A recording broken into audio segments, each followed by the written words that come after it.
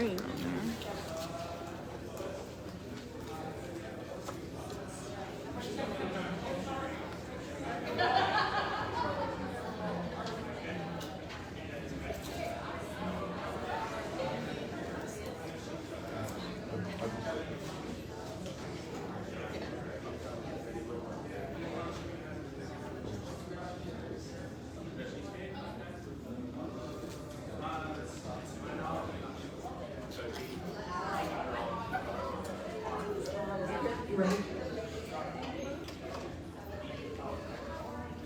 Okay, thank you. Terry's going to try to close the doors and we will get ourselves started. Thank you for your patience. We wanted to make sure we gave everyone an opportunity to get themselves at the table.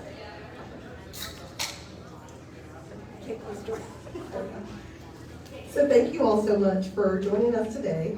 We are grateful to have each of you for this opportunity as we host a briefing in the House of Representatives, and we're glad you can join us in person, but also to those of you who are joining us on live stream today. I'm Monica Johnson-Hosler, the President and CEO of the National Alliance to End Sexual Violence. We are the voice in Washington, D.C. on behalf of 56 state and territorial sexual assault coalitions and over 1,500 local programs working in their communities to support survivors and prevent sexual violence. It is important that we bring together ourselves in April to honor Sexual Assault Awareness and Prevention Month, and to hear about best practices to support survivors and the way that Congress can provide the support for these efforts. We are grateful today for this bipartisan task force to end sexual violence, led by Representative David Joyce from Ohio and Representative Andy Cluster from New Hampshire for co-sponsoring this event today, and for all that they do every day to elevate the importance of addressing the needs of survivors and preventing sexual assault. Both Representatives Custer and Joyce have been major champions for survivors of sexual assault, and we also appreciate Representative Joyce's staff for helping us secure the room today. There are so many important ways policymakers can support the work that we're doing and how to meet the needs of survivors to help address sexual violence in our country. We really need a whole government approach to address sexual violence, and we have done just that. A year ago, the National Plan to End Gender-Based Violence provided a framework that included addressing sexual assault through healing survivors, services, prevention, economic support, housing, and tech safety. We're excited about ongoing efforts to implement this plan. Individuals need protection and support from sexual violence in so many aspects of their life. This includes professionals needing protection from sexual misconduct in work settings and workplaces, as well as students in our K-12 and higher education settings, and needing protections like the new Title IX rule expected, we continue to say, any day now. Children and adults need protection from online abuse and harassment, and there are important discussions being had about policy approaches to address child sexual abuse material and the proliferation of non-consensual deepfake material and deepfake technology. And lastly, survivors need access to high-quality health care, mental health response, as well as safe and affordable housing. As the National Alliance to End Sexual Violence, we work on all of these issues. But at the heart of our work is always our belief that survivors deserve access to healing services and survivors deserve to be believed. That sexual violence is possible. Prevention is possible. And our priority that we continue to request from Congress is primarily asking them to support increased funding for federal programs that support sexual violence services and the prevention of sexual violence. Every year, the National Alliance does a survey of our 1,500 rape crisis centers. And continuously, we hear year after year that roughly 40% of those programs that respond to that survey experience a decrease in funding. And we've seen that continuously and progressively deepen. This year, over 60% experienced a decrease in staffing.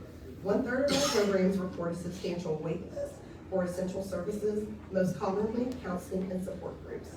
Yet 70% of our program has experienced an increase in demand for services and the complexities of services, and you'll definitely hear more about that from our folks who will share from you their experiences at the state and local level. These programs meet survivors where they are, whether they've experienced child sexual abuse whether they by a family member, sexual harassment or assault in the workplace or at school, as well as attacks by strangers or sexual misconduct by a coworker, or sexual abuse in a care facility.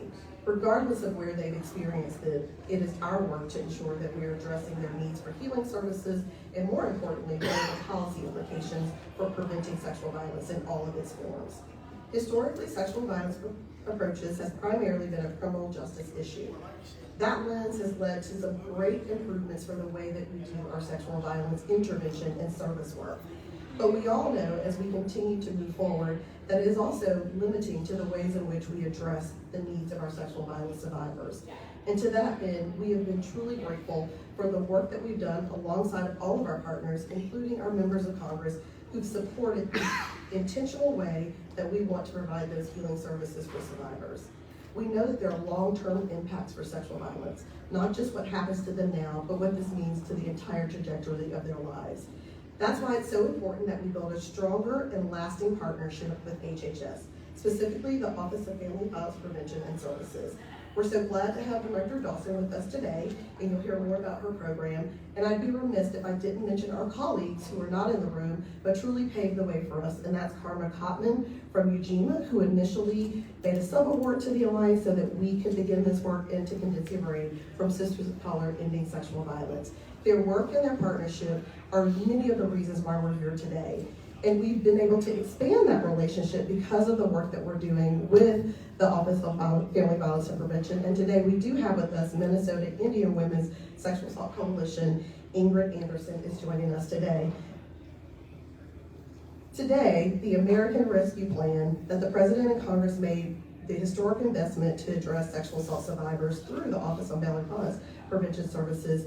We are grateful for the sexual assault capacity building centers that are specific for culturally specific communities, such as Minnesota Indian Women's Center, but also the sexual assault capacity building centers that the Alliance is very fortunate to be in partnership with Director Dawson's office as we continue to build out the ways in which our rape crisis centers can respond to sexual violence across the lifespan. Since the funding began rolling out, rape crisis centers are doing new things like building workforce capacity to meet the needs of survivors, address attrition, and staff turnover. Those are things that we've always known that we need to address, but have been able to address holistically across the board with our staffing. We're upgrading and adding technology to improve virtual service options, which, as you know, we didn't have a lot of choice during COVID, but we've learned to do that way, not just because out of necessity, but how do we do it well, and how do we ensure that we're staffing, training, and have the technology built to provide those services. Many of them are also supporting unique housing and shelter needs of sexual assault survivors, all as a result of the pandemic. But most importantly, we know that those needs existed prior to. We're just able to lift them up, fund them, and talk about ways in which that these needs are specific to sexual assault survivors. To give you two examples, the Dallas Rape Crisis Center used their funding to grant a grant to expand their remote services and served over 339 survivors of sexual violence since October 2023, who were previously unable to access in-person services due to transportation and other barriers.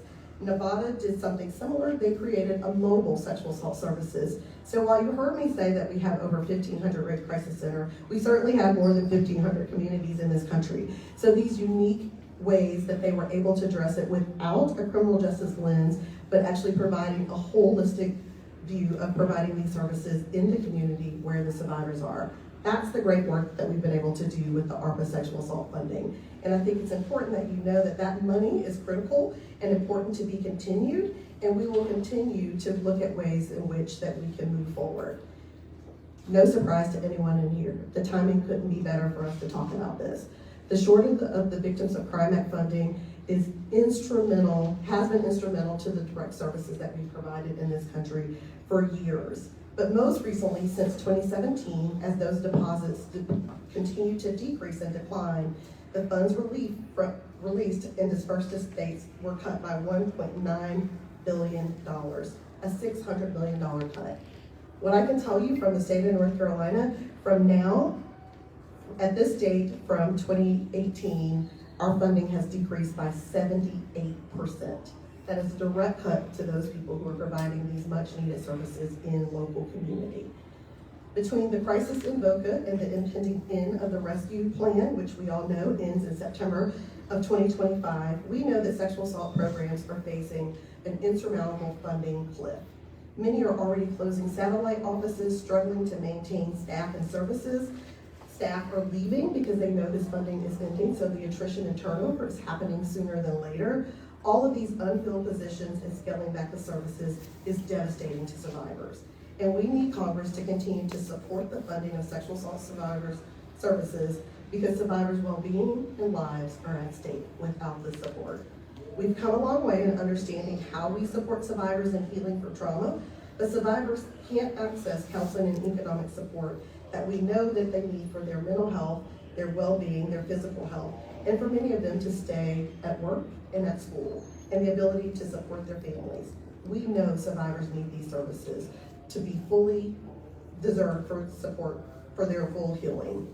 Today we are announcing a new proposal that's on the horizon. We hope to see bipartisan legislation introduced this year in both the House and the Senate to create a new demonstration initiative proposal to strengthen the partnerships and availability of trauma-informed, culturally responsive services for survivors of sexual assault interfacing with the mental health, substance use treatment, and healthcare centers. It will be the first of its kind dedicated to sexual assault services.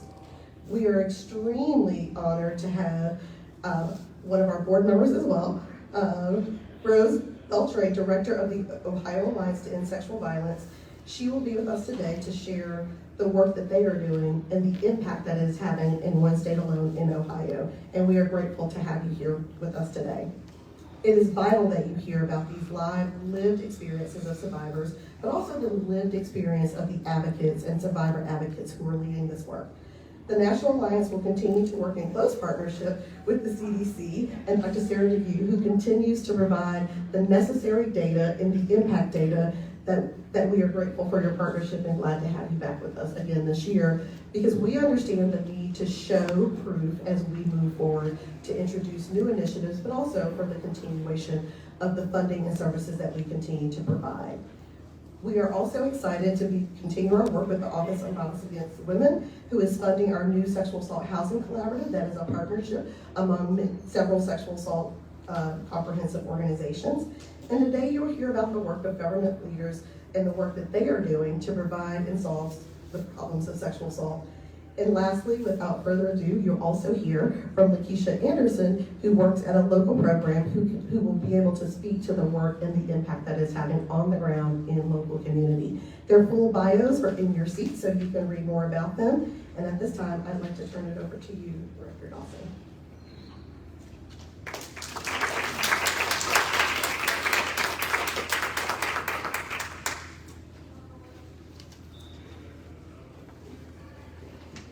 Good afternoon, everyone. Welcome and thank you very much for being here with us today. I am Shondell Dawson. I'm the Director of the Office of Family Violence Prevention and Services, which is in the Administration for Children and Families, Department of Health and Human Services. And I'm honored to be here with all of you in our shared commitment to providing low barrier, ease of access support to trauma-informed services for sexual assault survivors nationwide. The Office of Family Violence Prevention and Services is eternally grateful to those on the front lines who are serving survivors every day, to our federal colleagues who are committed to addressing the social determinants of health, housing needs, behavioral health, and mental health needs of survivors, and to members of Congress who have supported the expansion of trauma-informed support for survivors of sexual assault nationwide, and investing in the public health and social service responses to sexual assault so that survivors have places that they can turn in community no matter where they seek support. I'm grateful to all of you, I'm grateful for your work, and I'm grateful for your leadership. Today I want to talk to you a little bit about the Office of Family Violence Prevention and Services, our work across federal government. I'm also going to share some highlights of our implementation of the American Rescue Plan Sexual Assault Supplemental Funding, and then conclude by talking about our shared commitment to a whole of government approach in partnership with our federal partners on implementing the National Plan to End Gender-Based Violence. It was 1 year ago that the Administration for Children and Families announced a new Office for Family Violence Prevention and Services. That elevated our ability to serve as a senior advisor to the Assistant Secretary on the needs of survivors, children, and youth that are impacted by violence and trauma every day. With the launch of the new office, we also had an opportunity to serve as a co-leadership role on the development of the National Plan to End Gender-Based Violence. I co-chaired Pillar 1 around prevention that focused on the health and preventative responses to violence. We had team members that were a part of the pillars around trauma services, disaster assistance, online harassment and abuse, housing, and research and evaluation. We are all committed to doing what we can to build bridges, strengthen bridges, and think about how intentionally our policies, our funding, and our practices are meeting needs through a broad safety net for survivors nationwide, and thinking more about how we can strategically work together to leverage those resources to improve outcomes for adults, children, and youth. One of those examples happened in December of this past year. We partnered with our colleagues in the Office of Management and Budgeting and Customer Service Experience, as well as National Network to End Domestic Violence, the Tribal Safe Housing Capacity Building Center, our colleagues from National Indigenous and Women's Resource Center, to focus on housing and housing needs for survivors of domestic violence and sexual assault, to talk about what happens in terms of how partnerships have been built with hotels, with Airbnbs, with independent landlords, with leveraging tax credits to be able to build housing in the community because of the shortage of housing needs for survivors.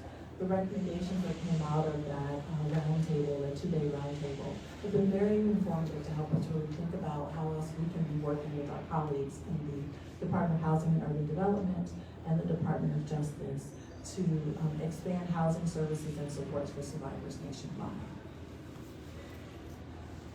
Beyond our work around housing, we are very attentive to our work with our colleagues in the Health Resources and Services Administration, the Administration for Children and Families, Office of Child Support Services, Office of Child Care, as well as our colleagues in the Office of Family Assistance, around how access to health and social services are really important to helping survivors who are seeking safety, trying to maintain safety, and trying to respond to and heal from the violence that they've been living. We've been working with our colleagues for decades to think about building partnership with childcare workers, Head Start workers, healthcare providers on how they ask about and assess for violence experiences amongst those that are seeking services, and then also making referrals to the network of domestic violence and sexual assault programs that are available nationwide. We've also been working to lift up the important work of culturally relevant services as well as services for persons from LGBTQ communities, and building those into the partnership networks for social service agencies and health providers to be making referrals to as they are working with and supporting survivors who are accessing their services. You all know that the public health response to domestic violence and sexual assault is needed now more than ever.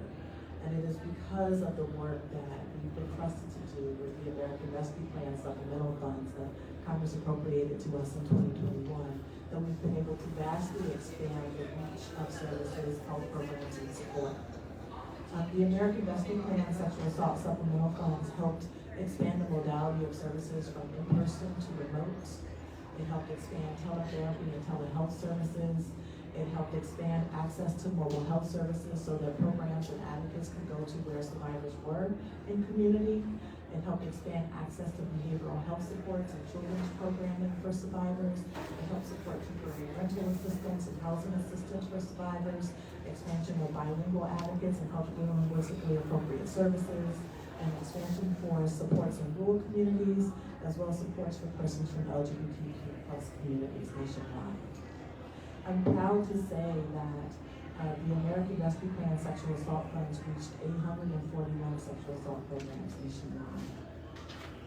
It also helps support the expansion of services like in the state of Texas, where they provided grants to 20 local rape crisis centers and hired 17 more advocates, and also provided over 5,884 counseling sessions to survivors and their children. The Texas funding also helped to enable the expansion of 14 mobile advocacy programs that are able to provide sexual assault services in 44 rural communities. Those things would not have been possible without your support, without the investment of advocates, and without those resources on the state level allocated to local programs to ensure that they had funds to do language access, mobile advocacy, crisis counseling, and children's services. Another example of the American Rescue Plan sexual assault plans that have been implemented is in the island of Puerto Rico. There are very rural areas that cannot be easily reached, where survivors have transportation challenges that are often compounded by impacts related to disaster and emergency preparedness.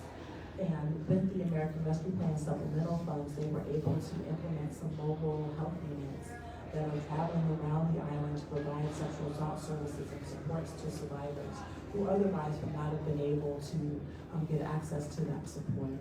They've also expanded their mobile advocacy throughout the rest of the island and the implementation of teletherapy and telesane services, none of which would have been possible without the American Rescue Plan funds. We are continuing to build in a special report that we will hopefully release later this year around the implementation of the American Rescue Plan funds. We're working with all of our grantees to clean up the data and make sure that we are verifying the accuracy of all the information, but to publicly share with everyone the reach and impact of those very important funds. Lastly, I'll say because of the American Rescue Plan investments, we've been able to reach 185 culture-specific domestic violence and sexual assault programs that have never received federal funds before. We've been able to provide services to survivors, both in person and remotely. We're grateful for those investments. We're grateful for those resources. We're grateful to all of you to help lift up what we've learned about those needs and really think strategically together about how we can sustain those important services once that funding ends in 2025. So I want to close by saying that we are deeply committed to ensuring that survivors have access to services in sovereign nations across the country, in rural communities and urban communities, as well as in the U.S. territories. The American Rescue Plan funds that were appropriated to us are allocated to each U.S. state and territory, reaching over 252 tribes and 185 culture-specific organizations that needed those funds to grade in services to respond to increased demand, make the shifts and pivots that they needed to both in-person and remote, and also expand their workforce to be able to sustain supports and services. So thank you for your investments, thank you for your commitment to us, thank you for supporting our office as we continue to raise awareness around the reach and impact of those funds. And I'm grateful to not only you all, but my colleagues here today for the opportunity to talk about the shared work, to talk about our commitment, and to hold fast to our investments in both health and social service responses to violence, trauma, and abuse nationwide. Thank you very much.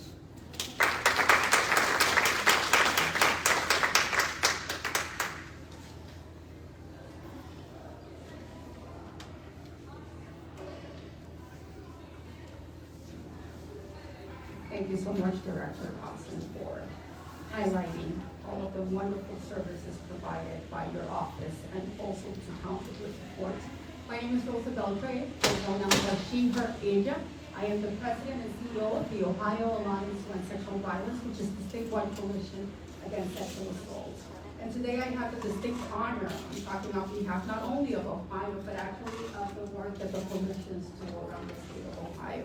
But I would like us to take a few moments, since Representative Joyce is from Ohio, to once again thank him, his staff, for his unwavering commitment to this issue, for being part of the Bipartisan Task Force, and also for co-sponsoring this event today. His dedication to our cause does not go without notice. But as we gather here today to speak about the best practices of responding to sexual assault and their survivors, the reality is that there is a weight of the challenges that are before us, and they cannot be overstated. Sexual violence remains to be one of the most underfunded and pervasive crimes in our nation, demanding our urgent attention and decisive action. Federal funding, particularly through the Victims of Crime Act, stands as a lifeline for our member-based agencies and coalitions, enabling us to provide vital services to survivors across Ohio, but also across the nation. Yet, the stark reality of funding cuts threatens to unravel the very fabric of support upon survivor services in which they rely on. The purpose and the proposed reduction from federal year 2023 to federal year 2024 represents a staggering 43% cuts, not only to Ohio, but actually across the nation, 43%. There is no subsidized, there is nothing that is going to go ahead and evaluate what that means. It's not just about the 20 million or 26 or 43 million that is remaining or looking at, but it actually is more than just numbers on a balance sheet. They represent a profound erosion of support for survivors in their darkest hours. This is not just Ohio's reality. These cuts are across our nation. In recent years in Ohio, we were the first ones to experience some of those cuts. And when we look at those cuts, it adds us to 77% in the last 3 years. Those are programs being cut, those are survivors not being served.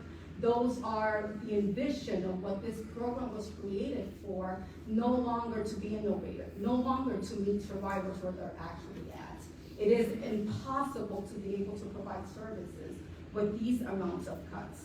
VOCA-funded programs serve as a beacon of hope for survivors, offering critical services such as crisis hotline, counseling, therapy, transportation assistance, court-appointed special advocates for children, protection orders assistance, sexual assault kit tracking, as well as emergency fund for survivors, accessibility for persons with disability, accompaniment for law enforcement interview, prosecutor meetings, pre-trial conferences, trial, sentences, parole board hearings, coordinating or offering interpreting services, doing it with a trauma-informed lens and not being performative about what that truly means, but meeting survivors where they are truly at.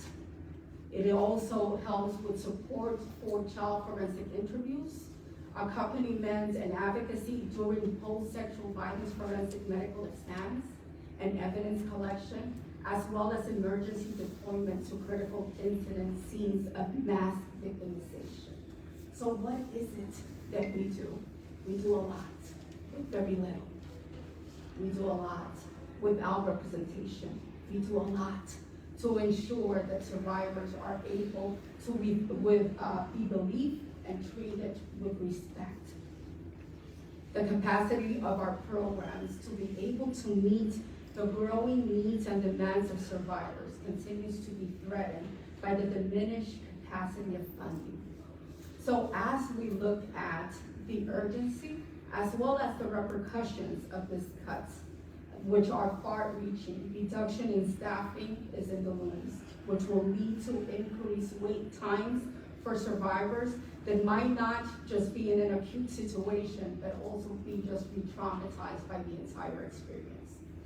There also will be longer waiting periods for emergency shelters. And as you already heard, there was already a lack of shelters and opportunities, specifically for survivors of sexual violence.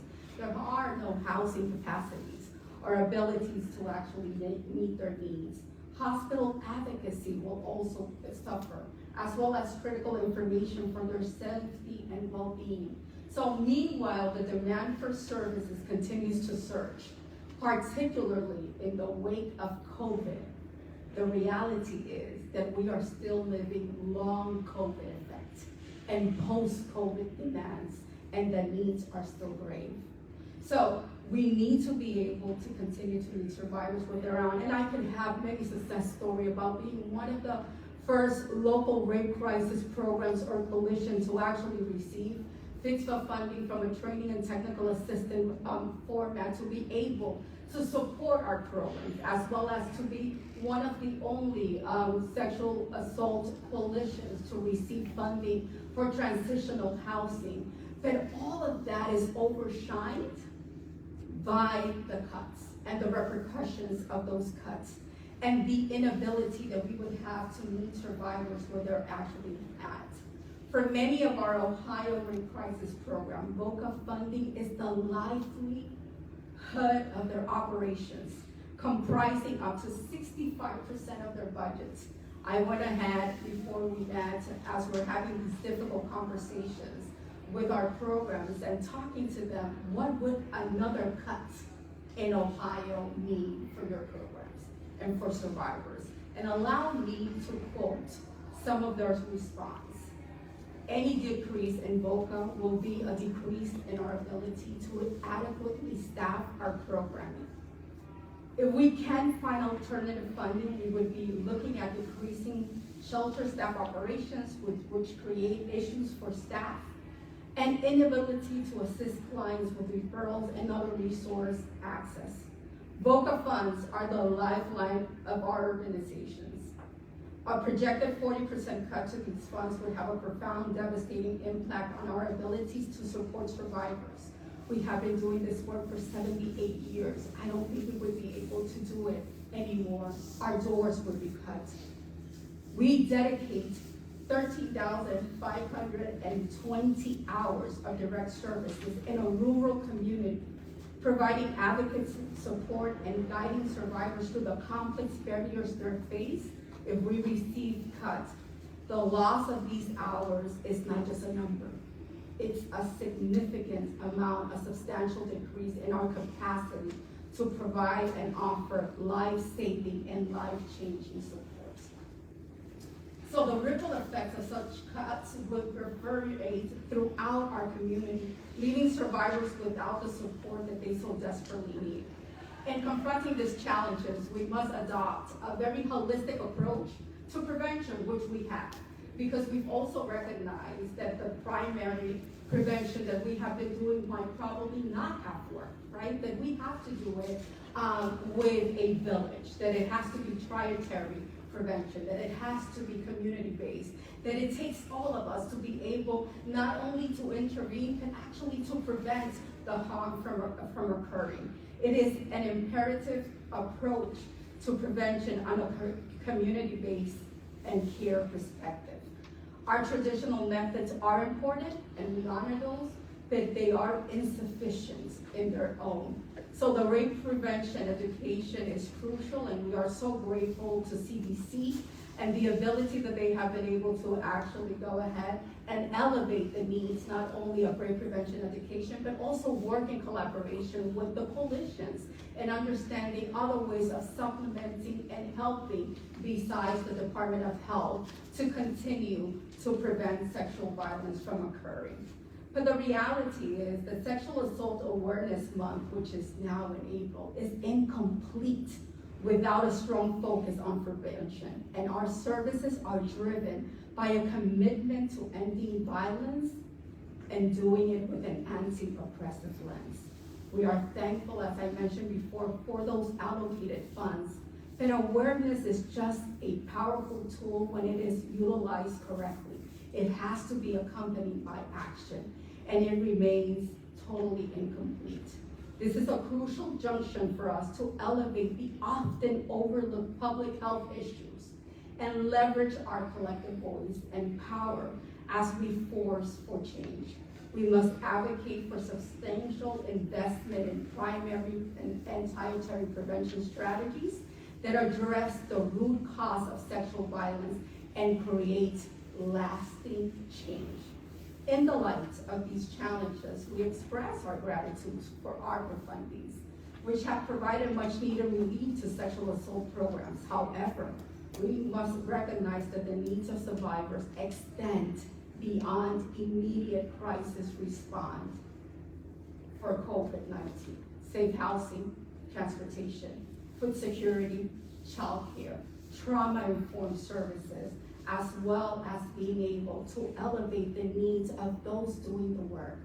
Those that do this work, 93% of them are survivors themselves and find themselves in the midst of doing hard work and hard work with very little resources and very little opportunity of being totally self-care, being totally trauma-informed, and having sustainable wages that not only are able to retain them in this job, that they do so passionately, and being able to do it with a very holistic approach and a trauma-informed recognizing that they are also valuable in this work.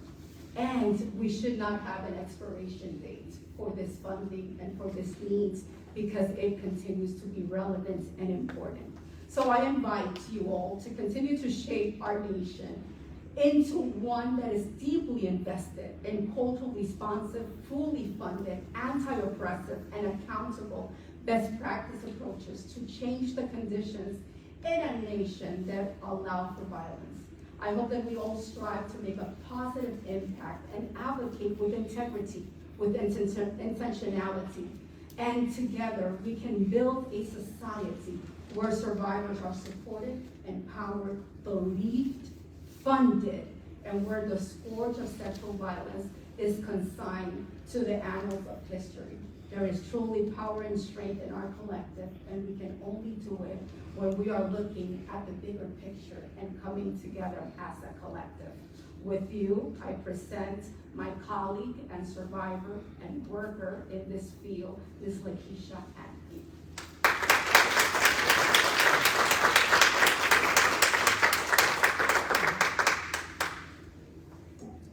Good afternoon to the Congress members who are represented here today, the community partners, survivors, and supporters. My name is Lakeisha Anthony, and I am the Senior Manager of Advocacy at WAR Philadelphia Center Against Sexual Violence, the only rape crisis center in Philadelphia. I stand before you today not just as an advocate, but as a survivor of campus sexual assault and childhood sexual abuse. I have the unique and distinct position to work and to hear from survivors daily while collectively working to improve their experiences. My experience with sexual violence started in my adolescent years, before I knew what sex, consent, and autonomy even was. That experience was one that I didn't truly know was wrong, one that I stuffed down and never spoke of until my early 30s. That experience wasn't my final experience. I unfortunately experienced sexual assault during my freshman year in college, which led to 12 grueling years of suffering in silence, battling severe depression, PTSD, suicide, ideation, and a baby growing inside of me that constantly reminded me of yet another non-consensual experience forced upon me. Beyond the initial assault, failing school, ready to drop out, not eating well, and my health failing, disclosing that experience was not met with compassion, support, and guidance. My slice of the American dream, my educational pursuit, became a fading picture while death became a suitable aspiration. These experiences shattered my world. They thrusted me into a full-blown nightmare I feared I would never wake up from. My life was in shambles. I became a victim of not only this inconceivable traumatic experience, but was negatively impacted by the existence of rape culture, sexism, racism, oppression, and the overarching reality of what it means to be an African-American woman and a survivor in America, which was a constant reminder that my truth didn't matter and that access to care wasn't easily accessible. To add insult to injury, my education was being snatched away from me and my future seemed bleak. I struggled for years to obtain a well-paying job, and these things became a further barrier to care, which was a major contributing factor to further my silence. There was no support or care for me until I discovered WAR and other centers like those that are represented here who have state and federal funding that supports survivors. It is through the intensive therapy I received that I finally found my voice and was able to officially break my silence and to accept what actually happened was indeed not my fault. As well as now, I understand the procedures that were in place and to follow up with the things that were regarding the type of experience that I had. I was informed, I was knowledgeable, and I understood my rights. But it was only because of these type of services that centers like mine provide. As if that experience wasn't enough, after being a part of this work for almost 14 years, I encountered a form of sexual harassment in a store. I'm already an advocate, I already know all the things that are necessary, but yet I experienced something that triggered me and took me back to an experience from 20 years ago. Many survivors like me live this experience their entire life. It does not disappear. And therefore, it forced me to take a leave of absence, and my story is not unique. As countless individuals across this nation have experienced similar trauma experiences, especially Black women and girls. Statistics show that 35% of Black women experience some form of sexual violence during their lifetime. 1 in 4 Black girls experience sexual abuse by the age of 18, and women ages 18 to 24 are at an elevated risk of sexual violence. I'm urging you to prioritize the implementation of best practices for supporting and responding to survivors of sexual assault and childhood abuse. Our collective response to survivors shapes not only their individual healing journeys, but also the broader societal response to these pervasive forms of violence. Our nation's response to survivors must be compassionate and comprehensive and survivor-centered. Sexual violence is a true public health crisis affecting every community, gender, economic class, age group in this country, including my city and state, Philadelphia, Pennsylvania. The nation's statistics are staggering, with someone in America being sexually assaulted every 68 seconds. In Pennsylvania, our network rape crisis centers under PCAR, Pennsylvania Coalition Against Rape, has witnessed an increase in demand for services with 29,000 individuals seeking support annually. PA centers have not seen an increase in the budget for 5 years. With the fallout of the COVID pandemic and the rising inflation rates, many of our centers are operating at a deficit. And further, the 24-25 fiscal year, many of them have experienced the 5% cut to VOCA, which equal pay cut to all centers and increases our budget deficits. The impacts of sexual violence affect lifelong health, opportunity, and well-being, and for children, developmental growth. The estimated lifelong economic burden of rape for adults in the U.S. is $100,022,461. This amount stems from medical costs, which is about 39%, loss of work productivity, which is 52%, criminal justice activities, which is about 8%, and other costs, which include victim property loss or damage. We live in a world that must do better in supporting survivors. It's essential that we create an environment where survivors are believed, where their voices are amplified, where justice is served and support is accessible. It's our duty as a society to stand alongside of survivors, to offer compassion, to ensure their healing journey is met with support, understanding, and proper resources. Access to comprehensive support services is essential. Survivors need access to trauma-informed healthcare, counseling, legal advocacy, and support groups. These resources are not luxuries. They are lifelines for individuals navigating the complex journey of healing and recovery. Legal protections must be strengthened to ensure justice for survivors. This includes extending the statute of limitations for reporting of sexual violence, which I'm happy to say Pennsylvania has done, and I had the opportunity to testify to do so. Eliminating barriers to accessing the legal system and holding perpetrators and enablers accountable for their actions. And prevention. Prevention is paramount. We must invest in comprehensive sex education programs that teach consent, boundaries, and healthy relationships for an early age. By equipping individuals with the knowledge and skills to recognize and prevent sexual violence, we can create a safer and more equitable society for future generations. Accessing systemic inequalities is critical. Sexual violence thrives in environments where power imbalances and discrimination persist. Congress has a duty to dismantle these systems of oppression and create a society where all individuals are treated with dignity and respect. Congress must also allocate funding for research and prevention initiatives aimed at understanding the prevalence of sexual violence, the causes, the impacts of sexual violence, and childhood sexual abuse. Informed policymaking requires comprehensive data to guide evidence-based solutions, and we must address systemic inequalities that perpetuate sexual violence. Recognize the intersectional nature of sexual violence and its disproportionate impact of marginalized communities. Advocate for policies that address the root causes of violence, including gender equity, poverty, racism, and discrimination.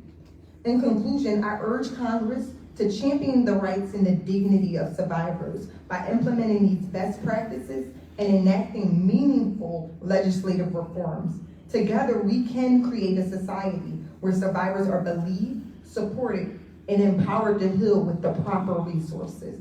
Thank you.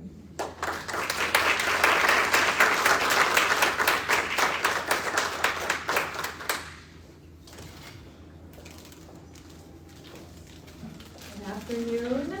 I want to thank all of my colleagues and the Alliance for organizing this amazing event. It is such an honor to be a part of this distinguished panel and to be able to share our work at CDC with this audience. In CDC's Division of Violence Prevention, where I work, our focus is on preventing violence before it begins. And through research, practice, and partnerships, we work to increase our understanding of the problem, to identify violence prevention strategies that work, and to bring them to communities. We have made a lot of progress on this in the last several decades, but as you know, and many of you know, and as the stories that you've heard from my colleagues show, this is still a critical public health problem. The most recent data from CDC's National Intimate Partner and Sexual Violence Survey finds that half of women and almost 1 in 3 men in the United States have experienced contact sexual violence in their lifetime. And this violence often starts early. Most survivors experience rape for the first time before age 25 and about half before age 18. Data from the 2021 National Youth Risk Behavior Survey found that 1 in 9 high school students experienced some form of sexual violence in the prior year alone, with the highest rates reported by girls, sexual minority students, and students in some racial and ethnic minority groups. For example, nearly 1 in 6 American Indian Alaska Native high school students experienced sexual violence in the prior year alone. Similar disparities by sex, race and ethnicity, and sexual and gender identity have been found among adults. So we know that this problem also, that the burden of sexual violence is not equally distributed across our society. These experiences of sexual violence have short and long-term effects. In the short term, sexual violence can cause physical injury, acute psychological trauma, exposure to infectious diseases, and pregnancy. In fact, CDC data suggests that about 3 million US women have experienced a rape-related pregnancy. But the long-term effects of sexual violence are even broader. They include physical and mental health conditions, maternal health outcomes, and behavioral health risks. For example, survivors of rape are at an increased risk for depression and anxiety disorders, suicide attempts, substance use disorders, asthma, pregnancy complications, cervical cancer, and chronic pain. And beyond health, sexual violence also affects the lives of survivors in other ways, with impacts on their educational and financial outcomes and their future relationships. Sexual violence is associated with completing fewer years of education, missing more days of work and school, and having lower income. Survivors are also at a greater risk of intimate partner violence and for experiencing sexual violence again, underscoring the importance of preventing these acts of violence before they happen. Overall, there's consistent evidence that sexual violence has not only an immediate and direct consequences on victims and survivors, but it can also have a lasting effect on their lives. And those outcomes are costly. In fact, we conducted a study at CDC a few years ago that estimated the total cost of rape to the US economy over the lifetime of all victims of rape in the population. We looked not only at the costs paid by survivors themselves, but also the costs paid by government and society at large. This includes things like medical costs, lost productivity, and criminal justice costs. We found that the total lifetime cost of rape was about $122,000 per victim. And when you multiply that number by the total number of victims in the population, which is 25 million people, the total cost to the U.S. economy over the lives of all of those survivors is $3.1 trillion. And due to data limitations, this estimate actually only includes rape, not other forms of sexual violence. So the actual estimate is likely much higher. Understanding these economic costs, in addition to the personal costs to survivors, further underscores the critical importance of identifying and implementing effective prevention strategies to prevent that sexual violence and its impact on communities. So I want to end by emphasizing that prevention is critical and it's also possible. We are learning more every day about what works. Research that we are conducting in partnership with CDC's Rape Prevention and Education program at the state and local level is contributing to the evidence base for effective sexual violence prevention strategies. In addition to our ongoing research at CDC, we've developed a number of tools and resources to help communities identify and implement effective prevention strategies. One of these is CDC's Sexual Violence Prevention Resource for Action.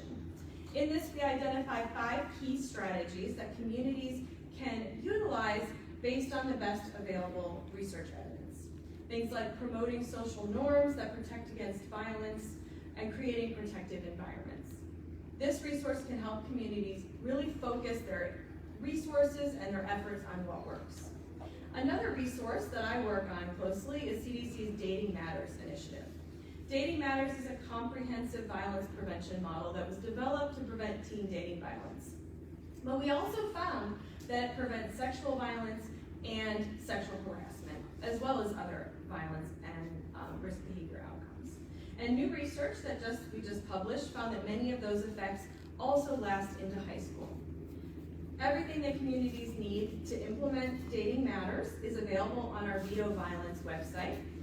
And this website is focused on providing tools, training, technical assistance, and other resources for violence prevention professionals, like my colleagues here, to do this work, to identify what will be effective in their communities and implement that. It also includes guidance for using the Sexual Violence Resource for Action. I do have copies of those today that I'll put out as well. So we know that sexual violence is not inevitable. It is a significant and costly public health problem that can be prevented. At CDC, we are dedicated to addressing the burden of sexual violence by tracking the size of the problem, expanding the evidence base for prevention, focusing on those strategies that work, and supporting widespread implementation in communities. Together, we can end sexual violence. And I want to thank each of you here today and our many partners and advocates in the field for your commitment to making that a reality. Thank you.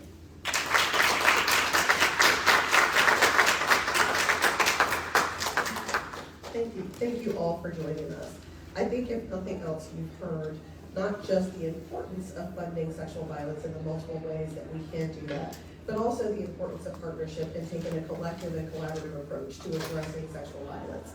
It is honestly my honor and privilege to get to work alongside, shoulder to shoulder with each of you, but I also want to make sure that you know what we're here for and ask.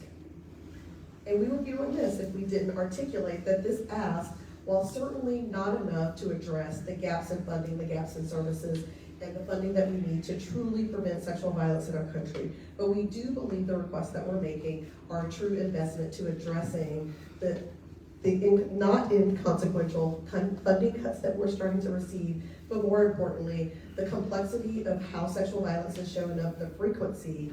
And as you've heard from Dr. DeGue, the research has truly shown and outlined for us that sexual violence prevention is the prevention of a healthy community. We know that if we don't do our work to ensure that every community has this, I always call it the Maslow hierarchy of needs, given my age away, that if people do not have safety, housing, food, shelter, and a sense of belonging, that not just sexual violence, but other forms of violence continue to ensue in community. And we are grateful for the approaches that the CDC has put forward with the research that truly allowed us to offer up this demonstration initiative to say that we also know that we need to start more closely aligning and collaborating with the departments of health where we see the impact most frequently. That's our substance use and misuse, but also our mental health and well-being work that we're doing.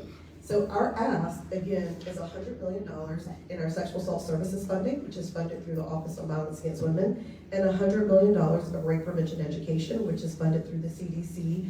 We talked about our demonstration initiative, but you heard loud and clear from both Lakeisha and Rosa the importance of Congress finding a way forward to fill the gap of the Crime Victims Act. The pivotal way, and I started this work as I was calculating the other day, almost 29 years ago, as a paid employee, not including the volunteer work, that VOCA was the one funding stream we all knew existed. And you heard the word expansion and enhanced a lot. And I think that it's important that you hear me say, in a state like North Carolina, in 1994, we were receiving $7 million from VOCA. In 2018, we were receiving $128 million from VOCA. That kind of funding seemed alarming, but what we realized is we were answering the hotline, one person, going to the hospital, one person, sometimes the same person, coordinating volunteers, seeking supportive services in the community just to maintain primarily 3 services: the hotline, hospital company